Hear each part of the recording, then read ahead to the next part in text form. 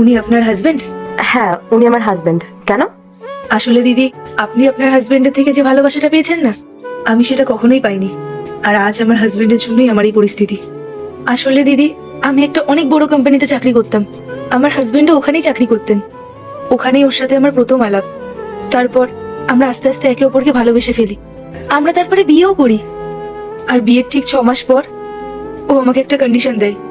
ও আমাকে বলল, আমি নাকি আমার বাবা মায়ের সাথে কোনো সম্পর্ক রাখতে পারবো না, ওনাদের সাথে নাকি আমি কোনো যোগাযোগই রাখতে পারবো না। জানেন দিদি, আমি সেটাও মেনে নিয়েছিলাম।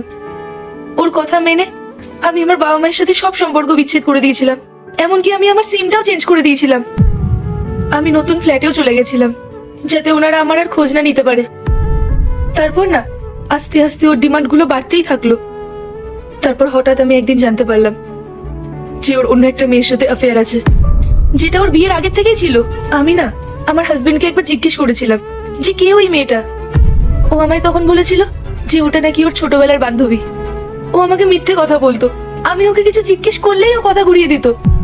এভাবে দেখতে দেখতে 1.5 বছর কেটে গেল। তারপর একদিন আমি ওদের দুজনকে একসাথে হোটেলে যেতে দেখি। সেদিনই আমি ওদেরকে সামনাসামনি ধরে ফেলি। আমি আমার হাজবেন্ডকে জিজ্ঞেস করেছিলাম যে এটা তো সেই মেয়েটা, তোমার সেই ছোটবেলার বান্ধবী, আর তুমি তোমার ছোটবেলার বান্ধবীকে নিয়ে হোটেলে কি করছো? তখন ও আমায় বলে যে ওটা ওর ছোটবেলার বান্ধবী না, ওটা ওর গার্লফ্রেন্ড ছিল। ওদের অনেক দিন আগের থেকে সম্পর্ক ছিল। আমি তখন ওকে জিজ্ঞেস করলাম যে তুমি এই কথাগুলো আমাকে আগে জানাওনি কেন, কেন ঠকালে আমাকে? তখন ও আমাকে বলল ওই মেয়েটাকে নাকি ওর বাড়ির লোকজন পছন্দ করতো না, সেই জন্য ও বাধ্য হয়ে আমায় বিয়ে করেছে। তারপর ও আমাকে বলল ও নাকি আমাকে ডিভোর্স দিয়ে ওই মেয়েটাকে বিয়ে করে নতুন করে সংসার করতে চায়। আর ও আমাকে ডিভোর্সও দিয়ে দিল।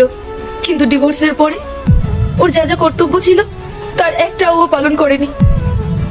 এরপর আমি আর লোক সমাজে মুখ দেখাতে পারতাম না। সবাই ভাবতো আমিই হয়তো খারাপ। এমনকি জানেন দিদি, আমি যে অফিসে কাজ করতাম ও সেখানে গিয়েও বলেছে আমি নাকি ওকে ছেড়ে দিয়েছি। এরপরে কি হয় সেটা দেখার আগে মায়ের কাছে 10 টাকা চাইলে 20 টাকা দেয়, একটা রুটি চাইলে 2টা রুটি দেয়। সেই মাকে যদি ভালোবেসে থাকো তাহলে ভিডিওটিতে লাইক করে চ্যানেলটি সাবস্ক্রাইব করো আর কমেন্টে আই লাভ ইউ মা লেখো। আমি নাকি ওকে চিট করেছি। সবাই ওখানেও আমাকে খুব খারাপ ভাবতো। আর তাই জন্যই আমার কাজটাও চলে গেল।